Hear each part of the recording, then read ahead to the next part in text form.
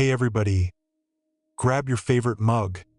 Maybe put on those reading glasses you keep complaining about, because tonight's story is going to take some time. It's not one of those quick 5-minute tales. This one needs room to breathe, the way real life does when it suddenly decides to rewrite your entire past. His name was Jack Thompson, 65 years old the October when everything changed. Retired from the same insurance company he started at right out of community college.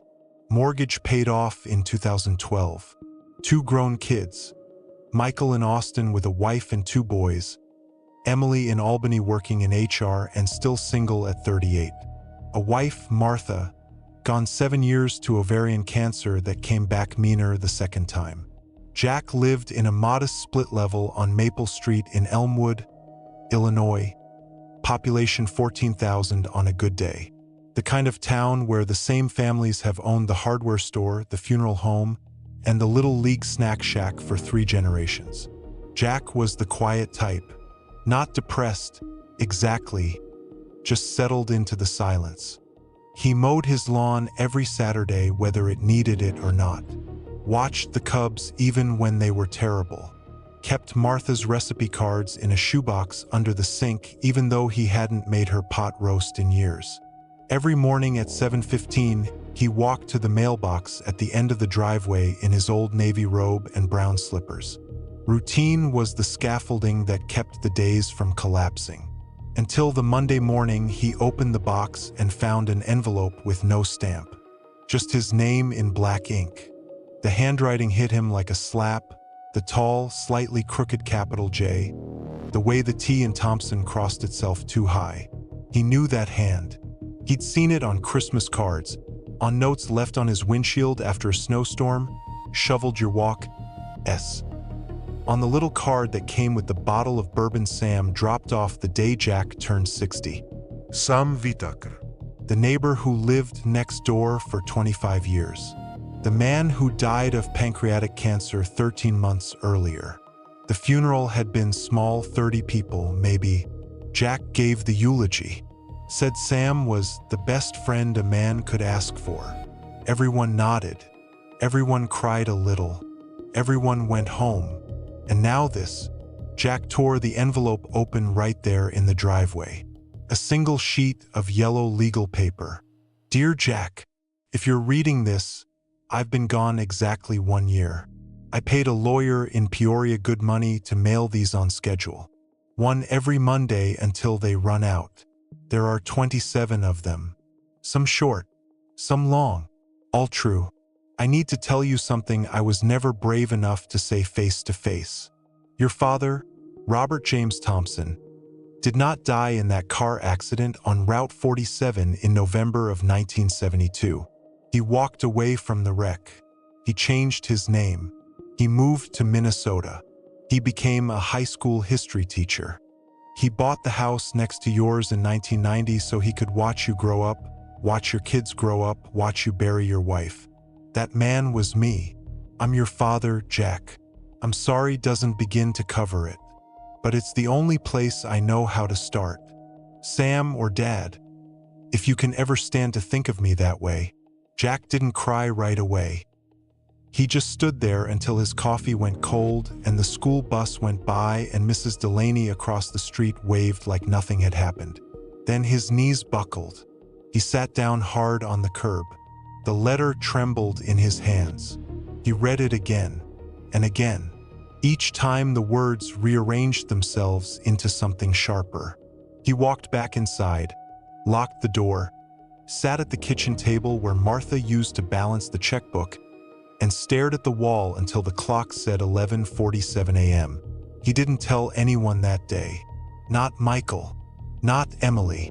Not even Linda Hargrove, the widow 2 streets over who'd started bringing him casseroles after Martha died and eventually just stayed for coffee. The next Monday, another envelope appeared. Jack waited until he was back in the kitchen, door closed, before opening it. Jack, you were 12 when I left. Your mother told you I died instantly. That was the kindest lie she could tell. The truth was uglier. I was 29, working claims adjustment for Midwest Mutual, Same company you later spent 40 years with. I found discrepancies, big ones. The regional manager was skimming premiums, forging death certificates, pocketing the payouts. I was supposed to sign off. I didn't. They gave me a choice. Take a payout and keep quiet or face charges along with everyone else. I took the money, not much, 28,000, but enough to keep your mother's treatments going after the first cancer scare. Then the feds started asking questions. Panicked. I staged the accident. Old Ford Fairlane, my wallet on the passenger seat, a John Doe from the morgue in the driver's position. Paid a crooked coroner $2,000 to look the other way. Drove north that same night with a duffel bag and a new name I'd already paid to have put on new papers. I thought I was protecting you. Instead, I abandoned you. For years, I told myself you were better off. Your mother remarried when you were 17, a decent man, an electrician. You had a stepdad who showed up for your games. I told myself that was enough. It wasn't. I started looking for you in 1985 after your mother passed. Took me 12 years to work up the nerve to buy the house next door. I told the realtor I wanted a quiet street. Truth was I wanted to be close enough to hear your lawnmower, see your Christmas lights, watch Michael ride his bike in circles in the driveway. I never planned to speak to you. I just wanted to see you were okay. Then one Saturday you waved, and I waved back. And the next week you brought over a six-pack and asked if I wanted to watch the Bears game. I said yes. I've been lying to you every day since. I'm sorry, son. Some. Jack folded the letter carefully, put it back in the envelope, and slid it under the phone book in the junk drawer like evidence he didn't want to look at. But he couldn't stop looking. Every Monday he went to the mailbox like a man going to confession. Sometimes he read them in the kitchen, sometimes on the back porch. Once, when it was raining hard, he sat in his truck in the driveway and read by the dome light. The third letter came with a photocopy of an old Polaroid. Him at 14, standing proud next to the half-built tree fort in the backyard on Elm Street. The date written on the white border, July 4th, 1974. Jack, I took this picture from 2 houses down. I drive over from Rockford every few weeks just to see you. I never got closer than the sidewalk. That day you were hammering nails with such fury. Like if you hit hard enough you could bring me back. I cried in the car the whole way home. I kept that photo in my wallet for 38 years. I'm not asking forgiveness yet. I'm just asking you to keep reading. There are 24 more letters to go. Dad. Jack started calling him Dad, in his head sometimes, just to see what it felt like. It felt wrong and right at the same time, like a shoe that's too tight but fits perfectly anyway.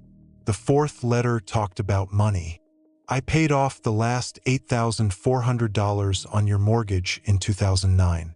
Wired it through a church benevolence fund so it looked like an anonymous donor. You thought it was a clerical error from the bank. It wasn't. I couldn't fix the 37 years I stole from you, but I could keep the bank from taking your house during the crash. I'm not telling you this to buy your love. I'm telling you because you deserve to know every piece of the truth, even the ones that make me look small. Jack stared at that letter a long time. Then he walked next door to Sam's old house. Still empty, still for sale, still with the faded red door Martha once said, looked angry.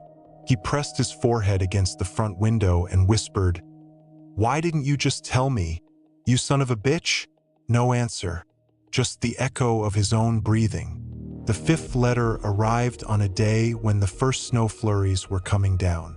Jack, remember the night Michael was born? October 17th, 1986. You carried him out of the hospital in that blue blanket like he was the most precious thing on earth. I was parked across the street in a borrowed Chevy. I watched you buckle him into the car seat. I watched Martha kiss you on the cheek. I watched you drive away smiling so wide it hurt to look at. I sat there until 4 a.m. because I couldn't make myself leave. That was my grandson. and I never held him. I bought him a red radio flyer wagon for his 3rd birthday. It's still in my attic, wrapped in the same paper I bought in 1989. Never sent it. Didn't think I had the right. There are more gifts up there. For Emily, for Michael's wedding, for the grandkids I've only seen in photos you showed me over coffee. I kept them all.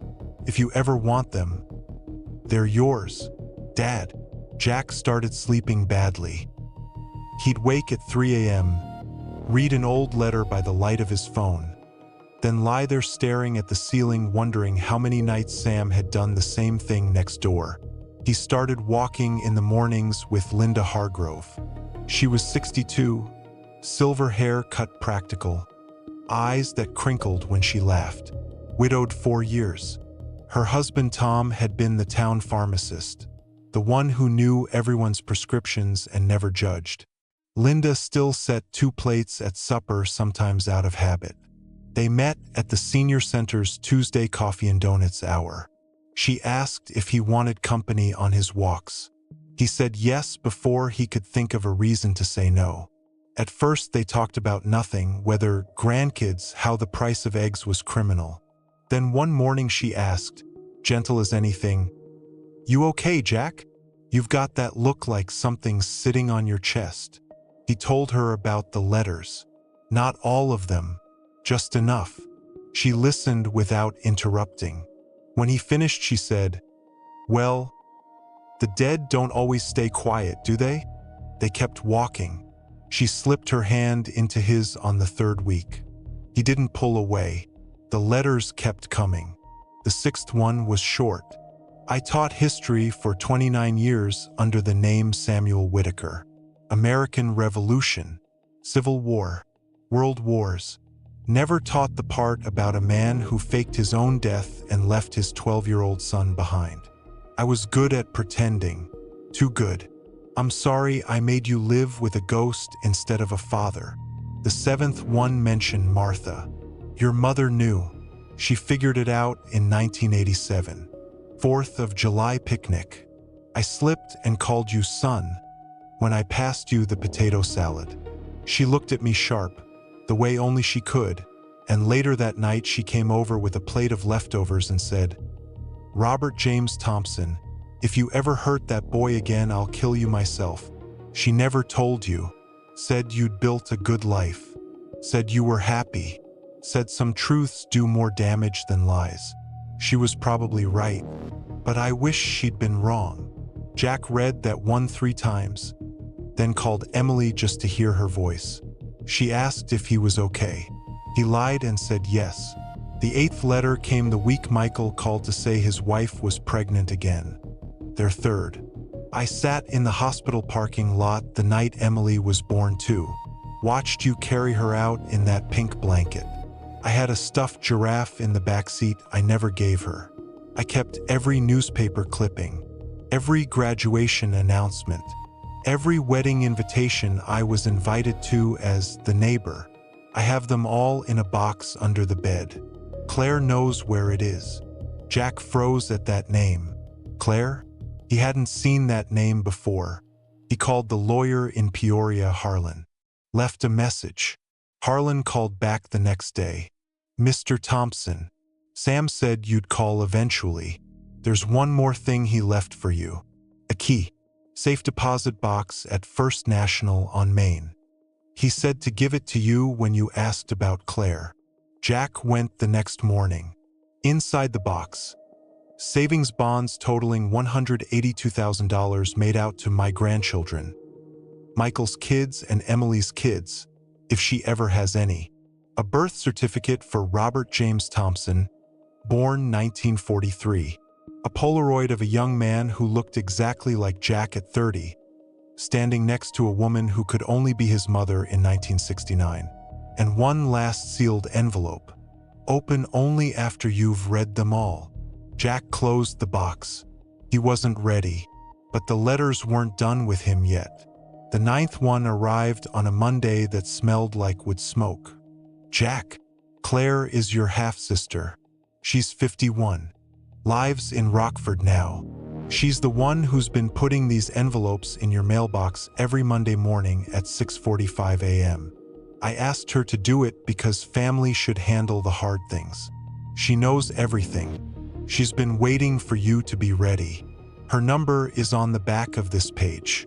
Tell her I said thank you for keeping her promise. Dad. Jack stared at the phone number written in the same shaky hand. Then he stared at the wall. Then he picked up the phone. But he didn't dial. Not yet. He walked next door instead. Let himself in with the spare key the realtor had given him months ago when the house first went on the market. Went straight to the attic. 37 wrapped packages, each one labeled in Sam's handwriting. Michael, 3rd birthday, 1989. Emily, Sweet 16, 2002. Michael and Sarah wedding, 2011. First grandchild, 2015. All still in the original wrapping paper. Some faded, some dusty, all unopened. Jack sat among them for almost 2 hours. When he finally came down the stairs, his face was wet and his breathing ragged. He went home, poured a double bourbon, and dialed the number. A woman's voice answered on the second ring. "Hi, Jack," she said, like she'd been expecting the call for years. "Claire." "Yeah, it's me." A long pause. Then she said, "You want to meet somewhere? Or should I just come over?" Jack swallowed. "Come over," he said. "I'll be there in 20 minutes. And that's when the real story, the one that had been waiting 53 years, finally started to breathe. Claire pulled into the driveway in a dark green Subaru that looked like it had seen a lot of Midwest winters. No flashy car, no vanity plates, just practical the way Sam had always been. She stepped out wearing a wool coat the color of wet bark, scarf looped loose, hair the same salt and pepper mix Jack saw in his own mirror every morning. She carried nothing but a small canvas tote and the weight of 51 years knowing a secret she never asked for. Jack met her on the porch. Neither of them hugged. Not yet. They just stood there looking at each other like two people trying to recognize a face from an old dream. "You look like him," she said first. "Around the eyes. And the way you stand. Shoulders forward like you're bracing for bad news." Jack gave a small, crooked smile. "You look like my mom. Same cheekbones. Same way of tilting your head when you're thinking hard." They went inside. Jack had already put the kettle on. Habit. Martha used to say he couldn't have a serious conversation without offering tea or coffee first. Claire took the mug without asking for sugar. Sat at the kitchen table where so many letters had already been read. The stack of them sat between them now like a deck of cards no one wanted to play. "I didn't write them," she said right away. "Just delivered. Every Monday, 6:45 a.m. Like clockwork. Dad said if I missed even one you might stop reading." He was terrified of that. Jack nodded slowly. "I almost did. After the 4th one. Thought about burning the rest. But you didn't." "No, I didn't." Silence stretched. The kind that isn't awkward, just full. Claire opened her tote, pulled out a thin photo album, the cheap drugstore kind with sticky pages. She slid it across. "These are from Minnesota. From before I knew about you." Jack opened it carefully. First picture. Sam, younger, hair still mostly dark, standing in front of a red brick high school, arm around a pregnant woman with kind eyes and a shy smile. Next page. Claire as a toddler on Sam's shoulders at a county fair. Then school photos, Claire gap-toothed, then braces, then cap and gown. Prom, college graduation, a wedding Jack hadn't been invited to, a baby girl in a yellow blanket, grandchild number 1 for Sam, the one he never told Jack about. "He talked about you all the time," Claire said quietly. "Not by name at first, just the boy back in Illinois. Later he started using your name." after Mom died. My mom, not yours, he stopped pretending it was just nostalgia. He said he was tired of carrying it alone. Jack turned another page. Sam at 60-something, sitting on a porch swing, holding Claire's daughter on his lap. The little girl had Sam's stubborn chin. He was a good dad to me, Claire continued. Strict about homework. Taught me how to change a tire before I could drive. Never missed a recital or a game. But there was always this hole. He'd get quiet around holidays. Stare out the window like he was looking for someone who wasn't coming. I thought it was grief for Mom at first. Then one night, I was 23. He sat me down and told me the whole thing.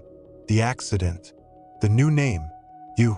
Mom, your mom. Figuring it out. Everything.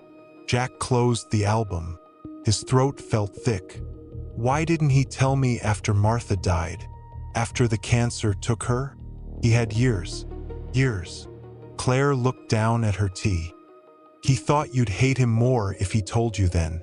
Said you were finally getting your feet under you again. Michael was in college, Emily starting her first real job. He didn't want to be the bomb that went off in the middle of your recovery. So he stayed the neighbor, brought casseroles when you were sick, fixed your gutters when the ice storm hit, sat with you on the porch when the Cubs lost the series. Pretended it was enough. It wasn't, Jack said, voice rough. No, it wasn't. They sat with that for a while. Then Claire reached into the tote again. This time a small wooden box, the kind men keep cufflinks and old watches in. She opened it. Inside, a gold wedding band. Not Martha's. Not Sam's from Illinois. A different one. This was his. The one he wore in Minnesota. He took it off the day he got the diagnosis. Said he didn't deserve to wear any ring anymore. Not yours, not Mom's, not even his own promise to himself. Asked me to give it to you when you were ready. Jack stared at the ring. Plain.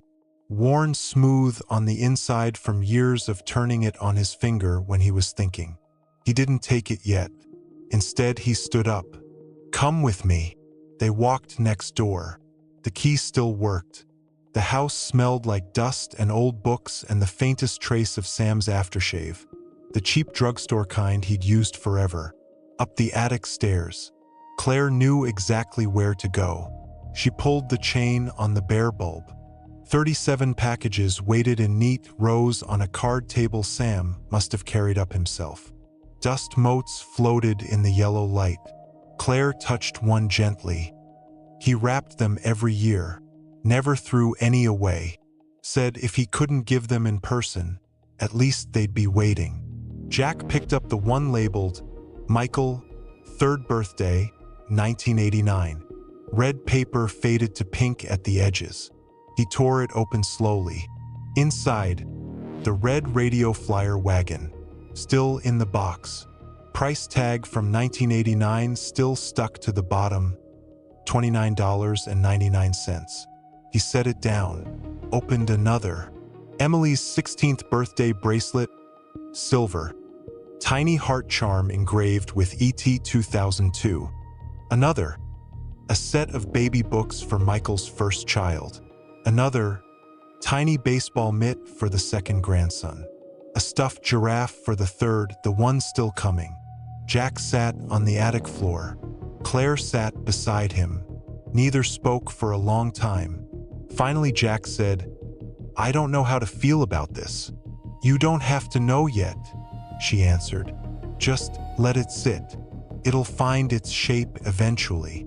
They stayed there until the light outside turned the color of old pennies. When they came down, Jack locked the door behind them. On the porch, he finally took the ring from the little box, slipped it into his pocket. I'm not ready to wear it, he said. I know, but I'm keeping it. Claire smiled, small, sad. Real. That's enough for today. She left after that. Promised to come back the next weekend. Said she'd bring coffee and the photo albums she hadn't shown him yet. Jack went home alone. sat at the kitchen table, pulled out the stack of letters he'd already read, started rereading them, this time not looking for lies, but for the man who wrote them, the fear, the regret, the love he didn't know how to give except in secret. He fell asleep on the couch with the letters on his chest. The next Monday there was no envelope. Claire had delivered the last one the week before. Jack went to the mailbox anyway. Habit now, or maybe hope. It was empty, but something in him wasn't. He called Michael that night, voice steady. "Hey kid, you busy this weekend?" Michael laughed. "For you? Never too busy. What's up? I need you and Sarah and the boys to come up and call your sister. Tell her it's important. Family stuff." "You okay, Dad?" Jack paused, felt the weight of the ring in his pocket. "Yeah," he said. "I think I'm finally getting there." He hung up, walked to the window, looked at the empty house next door, whispered to the dark, "Thanks for the letters, Dad. Now let me figure out the rest." And for the first time in 53 years, the silence next door didn't feel like punishment. Felt like waiting. The weekend arrived faster than Jack expected. Saturday morning, a light frost still clung to the grass when Michael's rental SUV pulled into the driveway. Sarah stepped out first, helping the two older boys, Ethan, 7, and Caleb, 5, while the baby carrier stayed buckled in the back seat for little Grace, only 3 months old. Michael looked tired around the eyes the way new fathers do, but he smiled wide when he saw Jack on the porch. "Dad, you look good. Different, but good." Jack hugged him hard, longer than usual. Then Sarah. Then the boys who barreled into his legs shouting, "Pop, pop," like they hadn't seen him in years instead of months. Emily arrived an hour later in her little hatchback, hair pulled into a messy bun, travel mug still steaming. She hugged Jack last, held on a second longer, whispered, "You scared me on the phone. What's going on?" Jack just said, "Inside. Coffee first. Then we talk." They filled the kitchen, kids running circles around the table, adults trying to keep mugs from spilling. Jack let them settle, let the normal chaos happen for a minute. Then he cleared his throat. "I need to tell you something. It's big, and it's going to hurt at first, but you need to hear it from me." He started with the first letter, pulled the stack from the junk drawer where he'd kept them safe, laid them out like cards on a poker table. 27 envelopes, edges worn from rereading. Michael frowned. "These are from Sam? The neighbor Sam?" Jack nodded. "Keep listening." He told them everything. The fake death, the new life in Minnesota, the house next door bought on purpose, the years of watching from across the fence, the money for the mortgage, the gifts in the attic. Claire. Emily's hand went to her mouth halfway through. Michael sat stone still, jaw tight. Sarah reached over and squeezed his knee. The boys sensed something and got quiet, playing with toy cars on the rug instead of running. When Jack finished, the kitchen was so silent you could hear the refrigerator hum. Emily spoke first, voice small. "So, all those years we called him Mr. Whitaker, invited him to barbecues, to Michael's wedding, to my college graduation, and he was Grandpa."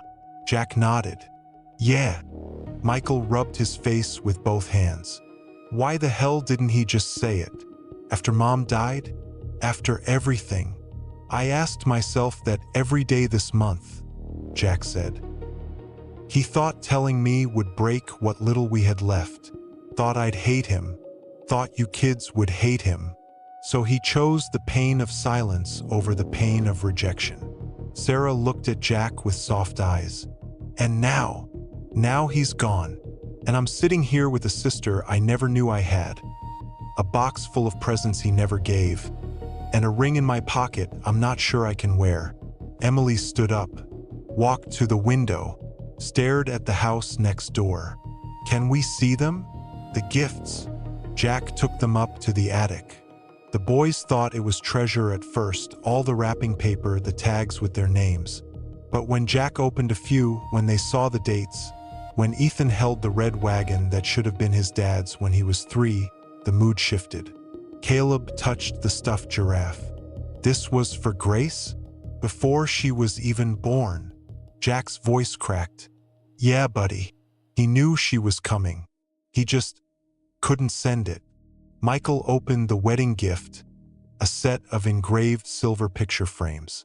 Inside one, already placed, was a photo of him and Sarah on their wedding day. Sam must have clipped it from the newspaper announcement.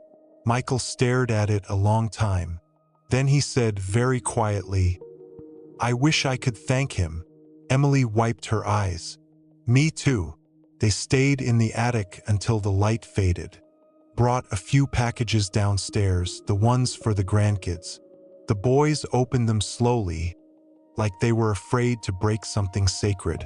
Ethan pushed the wagon across the living room floor. Caleb hugged the giraffe. Grace cooed in Sarah's arms when Emily held the tiny mitt up to her hand. Later, after the kids were in bed, Jack's guest room suddenly felt too full in the best way. The adults sat on the back porch with blankets and more coffee. Emily asked, What about Claire? She's really our aunt. She's coming tomorrow, Jack said. Brunch, if that's okay. Michael looked at Sarah. She nodded. Of course it's okay. She's family. Emily leaned her head on Jack's shoulder. Dad, are you mad at him? Still? Jack thought about it. Really thought. I was, for a while, wanted to scream at a gravestone. But the more letters I read, the more I saw a man who hated himself more than I could ever hate him. He didn't leave because he didn't love us. He left because he thought he wasn't good enough to stay. Sarah reached across and touched Jack's hand.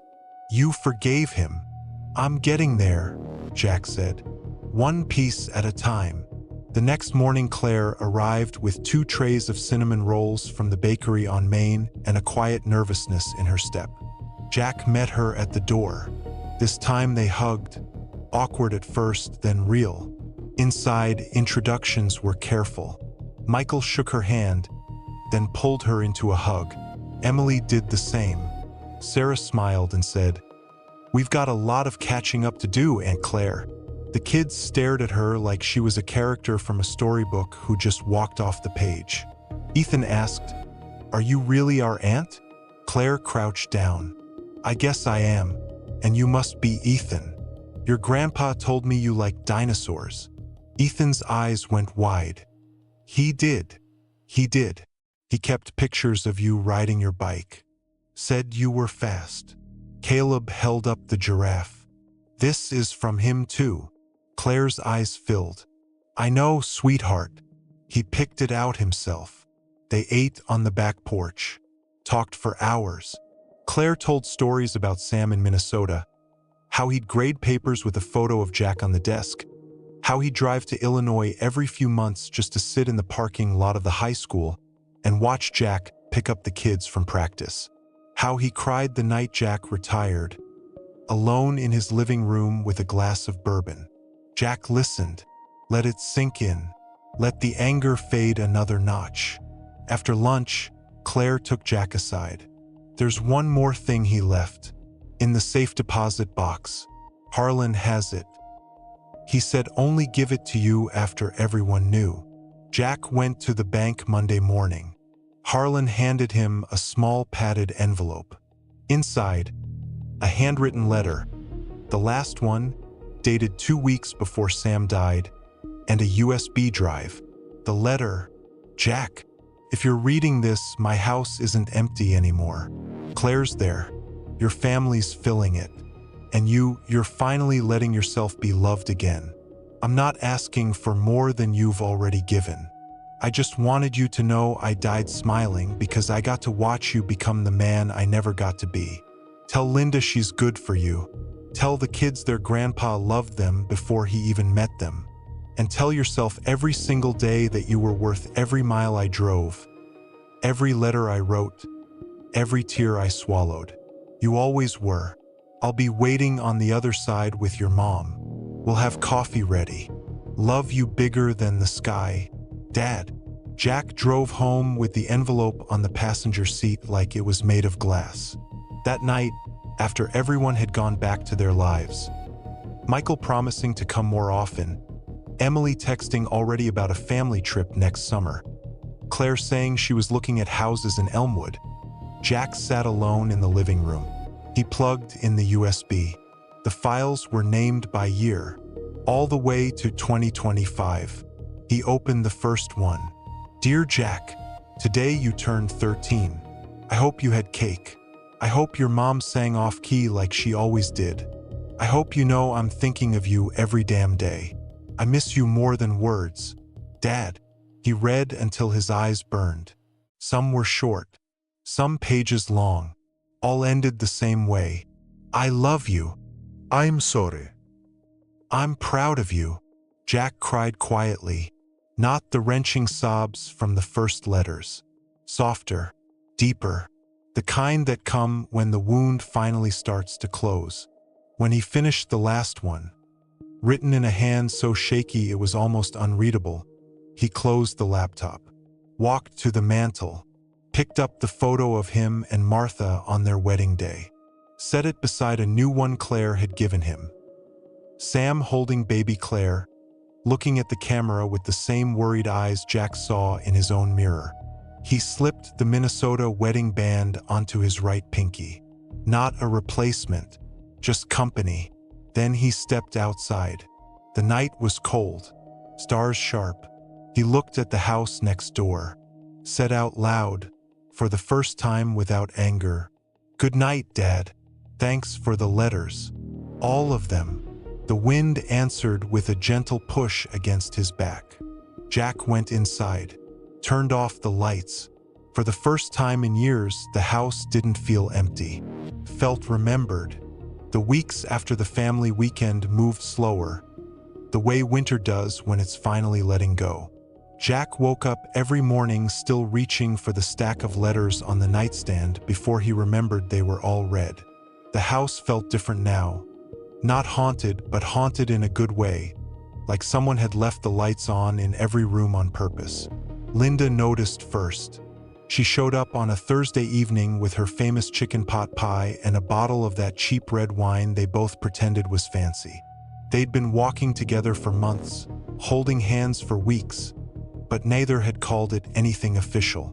Tonight she set the pie on the table, looked at him across the steam and said, "You've been quiet even for you, Jack Thompson. Talk or I'm eating this whole thing myself." He told her the rest, the USB, the 53 birthday letters, the ring now on his pinky. He didn't cry this time. He just talked until the pie went cold and the wine was gone. Linda listened the way only a woman who'd buried her own husband could listen.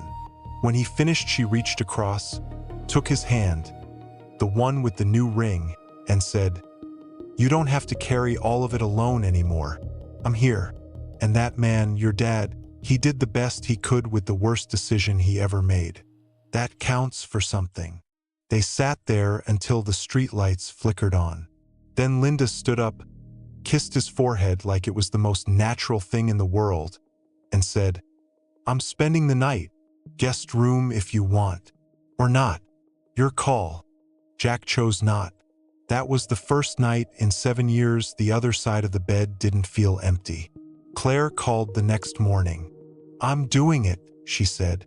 "Putting an offer on Dad's, on Sam's old house. The realtor says the owners are motivated. I can close in 30 days if it goes through." Jack felt something loosen in his chest. "You sure? Rockford's got your life." "My life's been on pause since he got sick," she answered. "Time to start the next chapter where it actually belongs. Besides, I want to be close to my brother, and my new nephews and niece, and whatever you and Linda are building." Jack laughed, a real one. "We're figuring that out too." The closing happened on a sunny April day. Claire moved in with 2 suitcases, a cat named Milo, and the rest of Sam's photo albums. Jack helped carry boxes. Michael drove up for the weekend with the boys. Emily flew in and stayed a full week. They painted the living room the soft gray Claire picked out. Hung family pictures on the walls, old ones of Jack as a kid mixed with new ones of Claire's daughter and the grandkids. The house that had sat empty for 13 months started breathing again.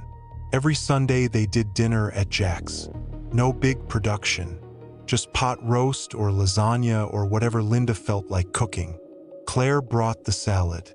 Michael taught the boys how to throw a baseball in the backyard the way Sam once taught Jack. Emily started scrapbooking, actual paper and glue, putting together a book titled The Letters We Finally Opened. The kids called Claire Aunt Claire, like they'd known her forever. Grace learned to crawl across the living room floor straight to the red wagon that now lived in Jack's hallway as a permanent decoration. One evening in late May, after the grandkids were asleep upstairs, the adults sat on the back porch with coffee and quiet. Claire pulled out the last thing she'd kept from the safe deposit box. A small envelope Jack hadn't seen yet. "This one he wrote the day before he died," she said. "Asked me to give it to you only after I moved in. Said you'd know when the time was right." Jack opened it with steady hands. Inside, one paragraph in that shaky final handwriting. "Jack, if you're reading this, my house isn't empty anymore. Claire's there. Your family's filling it. And you're finally letting yourself be loved again. I'm not asking for more than you've already given. I just wanted you to know I died smiling because I got to watch you become the man I never got to be. Tell Linda she's good for you. Tell the kids their grandpa loved them before he even met them. And tell yourself every single day that you were worth every mile I drove, every letter I wrote, every tear I swallowed. You always were. I'll be waiting on the other side with your mom. We'll have coffee ready. Love you bigger than the sky. Dad." Jack read it twice. Then he folded it small and slipped it into his wallet right next to the photo of Martha holding newborn Michael. No one spoke for a long minute. Then Linda reached over and squeezed his knee. Emily wiped her eyes with the back of her hand. Michael raised his coffee mug in a silent toast. Claire just smiled, the kind that knows exactly how heavy and how light a moment can be at the same time. That summer, they started a new tradition. Every 4th of July, they drove out to the cemetery together. Not sad, not solemn. They brought lawn chairs, a cooler of sandwiches, and Sam's old chessboard. They played games on the grass beside his stone. The kids ran around chasing fireflies. Jack told stories, real ones now, not the careful half-truths he used to tell. Stories about Sam teaching him to change oil, about the time Sam secretly paid for Emily's braces when insurance wouldn't, about the night Sam sat in the hospital parking lot the day Grace was born. One year, on the 2nd 4th, Ethan, now 8, asked, Pop, is great-grandpa Sam in heaven watching us right now?" Jack looked at the stone, then at his grandson, then at Linda's hand in his.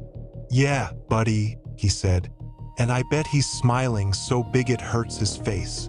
They laughed, all of them, the kind of laugh that pushes the last of the old pain out into the warm night air. Jack turned 70 that October. The whole crew threw him a party in Claire's backyard, the house that used to be Sam's. String lights, a cake big enough for all the grandkids, and one special gift wrapped in faded 1989 red paper. Inside, the radio flyer wagon, freshly painted, with a new brass plate on the side that read, "For every birthday we missed. Love, Grandpa Sam." Jack sat on the porch steps and watched his grandsons take turns pulling each other around the yard. Linda sat beside him, head on his shoulder, Claire on his other side, Michael and Emily laughing with their spouses. The baby, little Grace now walking, toddling straight to him with sticky fingers and a grin. He felt the ring on his pinky, felt the letter in his wallet, Felt the years he'd lost and the years he'd gained all at once. Later that night, after everyone had gone home and the lights were off, Jack stepped outside alone. The maple tree in his front yard had turned brilliant red, the same tree where he first read that impossible letter 3 years earlier. He looked up at the stars and spoke softly, the way you do when you know someone is listening even if you can't see them. "Hey, Dad, I made it to 70. Got a good woman beside me. Got kids who call more often. Got grandkids who know your name now. And I finally understand why you stayed next door all those years. It wasn't cowardice. It was love that didn't know how to quit. Thank you for the letters. Thank you for the waiting. Thank you for the second chance you gave me without ever asking for one back. I love you too. Always did. Just took me a while to say it out loud." The wind moved through the maple leaves like an answer. Jack smiled, turned, and walked back inside. The house was quiet, but it wasn't lonely. It was full. And somewhere in the dark next door, in the house Claire now called home, a light was left on in the front window, just in case anyone ever needed to come home again. Hey folks, if you stayed with me all the way through this long one, thank you. Truly. I know it took time. Real stories do. Jack Thompson is 73 now. Still walks every morning with Linda. They got married last spring under that same maple tree. Claire's still next door, and the two of them have started a little tradition of their own. Coffee on her porch every Tuesday, swapping stories about the man they both loved in different ways. Michael and Emily come home for every holiday. The grandkids call the empty spot at the table Great-Grandpa Sam's chair, and sometimes leave a cookie there, just in case. The letters are in a cedar box on Jack's dresser now. He doesn't read them every day anymore. He doesn't have to. They did their job. They reminded a man who thought his story was mostly over that no one is ever truly gone as long as someone still carries their name in their heart. They taught him, and maybe all of us listening, that the hardest forgiveness you'll ever offer might be to someone who's already in the ground, and the most important forgiveness you'll ever receive might be the one you finally give yourself. So if there's a letter you need to write tonight, to a parent, to a child, to an old friend, to the version of yourself you left behind somewhere on a back road, don't wait. Don't wait for a lawyer in Peoria. Don't wait for a diagnosis. Don't wait until the mailbox feels too heavy. Write it now. Send it now. Or hell, just say it out loud under the stars. Someone's listening. Promise. This was Jack's story. But it's ours too, isn't it? Thanks for sitting with me through every Monday letter, every attic box, every quiet porch conversation. If it moved you even a little, do an old storyteller a favor. Drop a comment with the name of the person you're thinking about right now. Share this with someone over 40 who might need to hear that it's never too late to open the mail. I'll see you in the next long one. Until then, take care of each other and check your mailbox. You never know what might be waiting. Good night, friends.